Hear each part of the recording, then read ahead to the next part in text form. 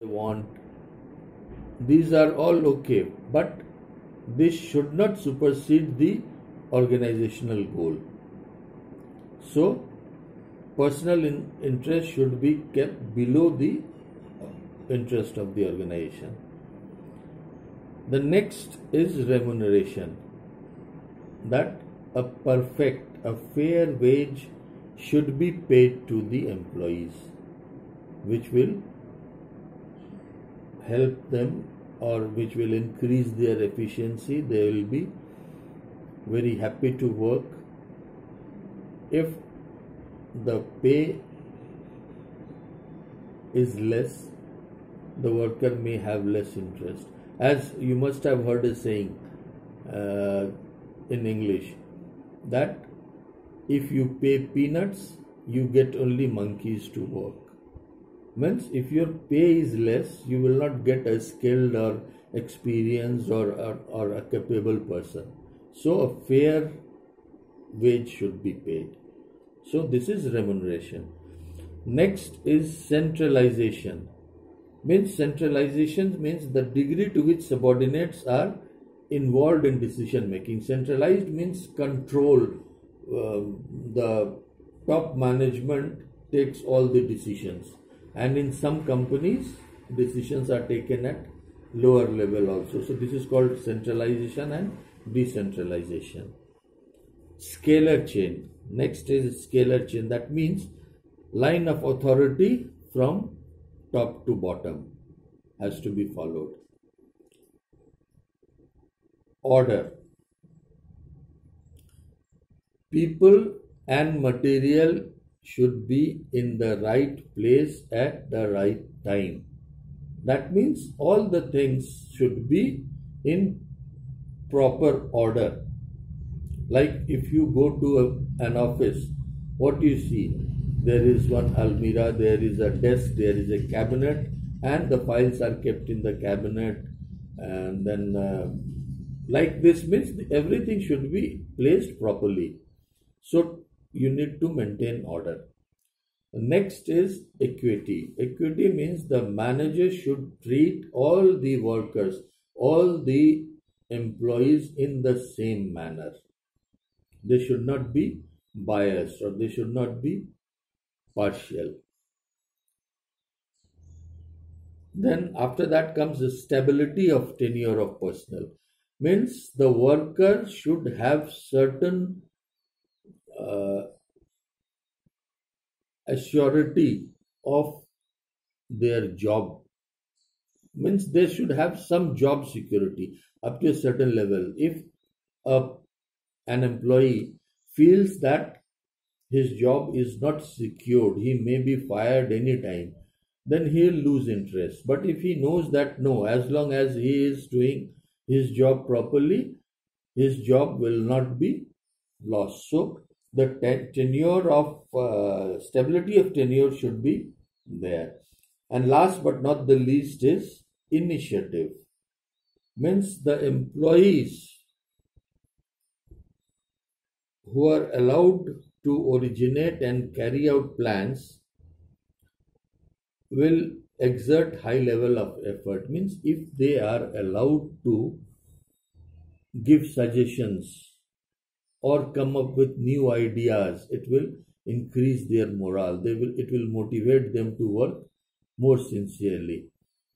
So these are the 14 principles given by Mr. Henry Fayol. Once again, we will back count it. That is, first one is division of work, authority, discipline, unity of command, unity of direction, subordination of individual interests to general interests, remuneration, centralization, scalar chain, order, equity, stability of tenure of personnel, and initiative. You must be remembering one sentence which I had given to remember all the 14 points in your class. So follow that so that you will be able to remember it properly. Now comes the contribution of Elton Mayo. Elton Mayo, after these administrative as Henry Fayol is called the father of administrative management, and F.W. Taylor is called father of scientific management. So after this administrative and scientific management, Elton Mayo said that no, only these things will not work. There must be a human relations management. He carried on an experiment that is called Hawthorne experiment, and based on that, he said that the human relations management should be maintained. The employees should be treated as humans. Their feelings should be appreciated. It should be considered. Because what he said, employee productivity changes with group norms and cohesiveness. Means if you have very strict norms and there is no cohesiveness among the group members, it adversely affects the output or the productivity of the company. According to him, the four combinations are there. Suppose in a group there are low norms and low cohesiveness, then the output is ineffective and has no impact, because the workers are not interested at all. They are not very much comfortable with each other, and they don't follow any norms, any rules, so the output will be nil. Second combination is low norms and high cohesiveness. This also gives negative impact because they don't bother about the job. They are more interested in discussing among themselves and spending time with each other. Third one is high norms and low cohesiveness. It has some positive impact. But the fourth one is high norms and high cohesiveness. This gives the greatest positive impact. So now we have seen, I talked about Hawthorne experiment. So what is this Hawthorne experiment? Hawthorne experiment, it was conducted by Elton Mayo and a few others. And it was conducted between 1924 and 1932. So the experiment was spread over a period of 8 years. And it was conducted in Western Electric Company, Chicago. Basically, this experiment was done to find the influence of external forces on employees' productivity. First of all, as I said, Elton Mayo has said that human relations are more important, and not only the scientific principles or administrative principles will not work, but human relations is more important. So in this experiment, what was done, like light intensity of illumination was increased, and after reducing the light again, the productivity did not decrease. It means light did not affect the productivity. Like this, the experiment was carried on with several factors, one by one. But it was seen that it had hardly any impact on the productivity of the employees. The experiment was done in 4 steps. The first one was illumination experiment. It was designed to test the effect of lighting intensity of worker productivity. It showed influence of human relations on working behavior. If there was a good relation among the group members, among the team members, the productivity was much more higher. Second is relay assembly test room. This experiment was to determine the effect of changes of various job conditions on group activity. The third one was interviewing, to investigate relation between supervisory practices and employee morale. The fourth one, the bank wiring test room experiment. Social groups can influence production and individual work behavior. This was the result, the outcome of the Hawthorne experiment.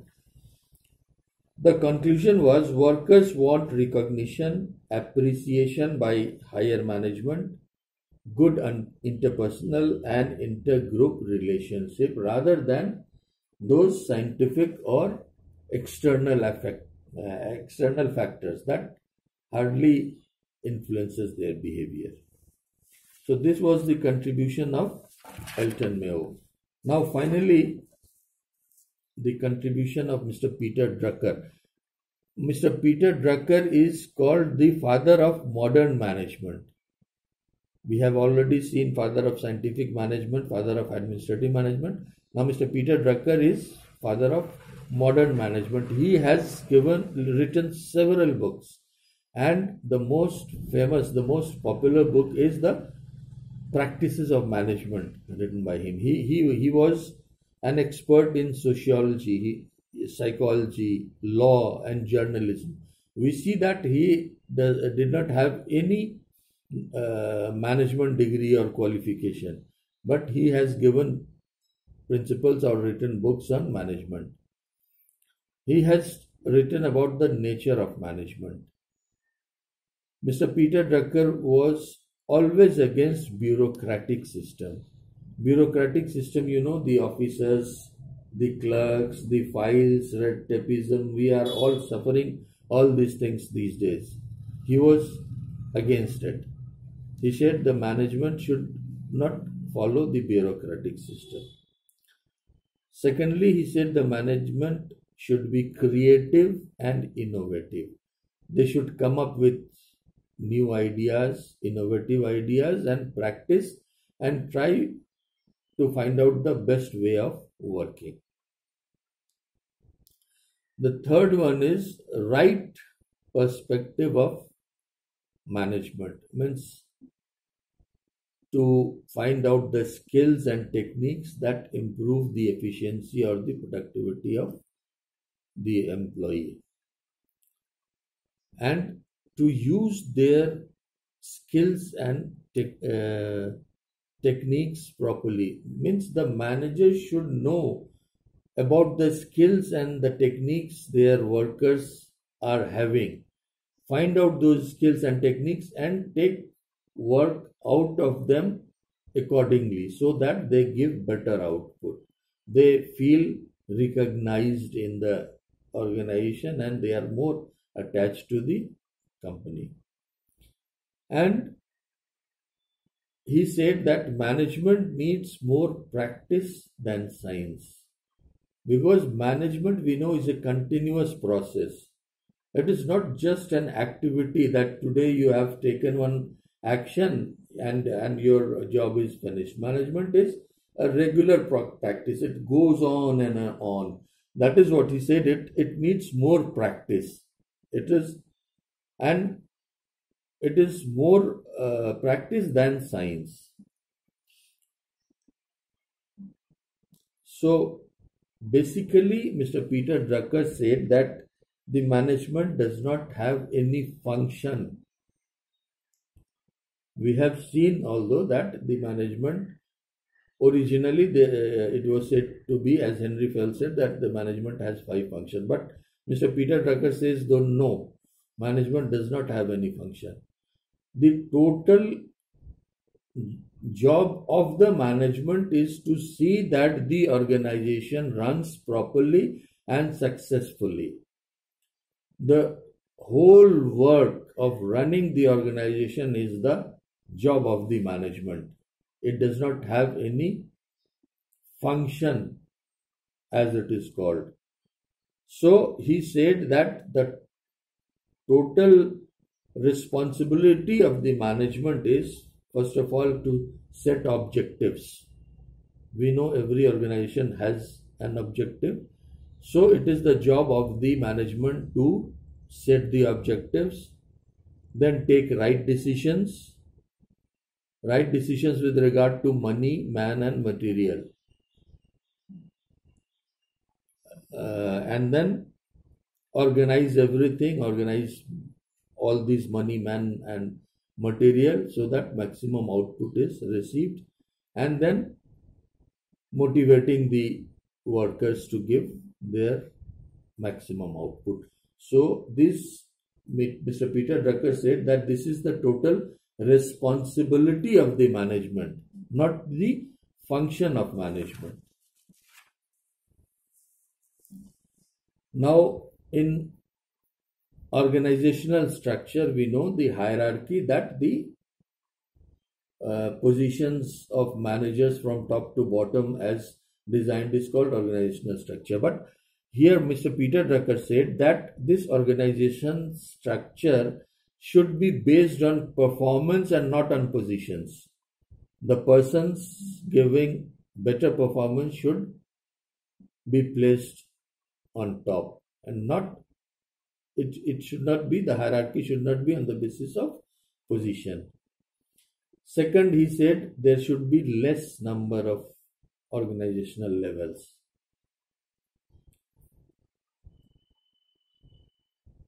Activity, decision, relationship, these are the three steps: activity analysis, decision analysis, and relationship analysis.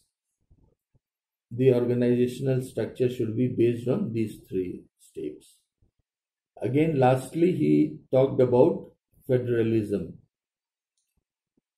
Federalism, we know in India is a federal state. There is one central government, and in the states, all the states have different state governments. Similarly, he said that there should be one central management who should have the maximum control, but with this centralized control, there should be decentralized structure also. So the management should follow the federal function. And last but not the least, he said management by objective. He gave the principle of management by objective. Management by objective, what is it? It is jointly setting goals. Means both management and employees will jointly set the goals. Then there should be a periodic reviewing. Then next will be allocating rewards based on progress. And the last, control if goals are not fulfilled. This, you can see that management by objective, it covers all the responsibilities which a management has to take care of, starting from setting of goals. And he says that management and employees should jointly set the goals so that the employees will work harder. Since they have themselves set the goals, they will work harder to achieve it. Then there should be periodical review whether the the progress of the work is in tune with the planning. Then awards or rewards should be given to the performers based on progress. And finally, if it is not achieved, there should be control and corrective measures should be taken. So this is all the principles given by Mr. Peter Drucker. So now we have concluded this chapter of contribution of management thinkers. We have discussed about the contribution of F.W. Taylor, Henry Fayol, and Elton Mayo, and Peter Drucker. So this is all for today. Thank you all. And if any one of you have any questions, any queries, you can get in touch with me on my WhatsApp number or my email.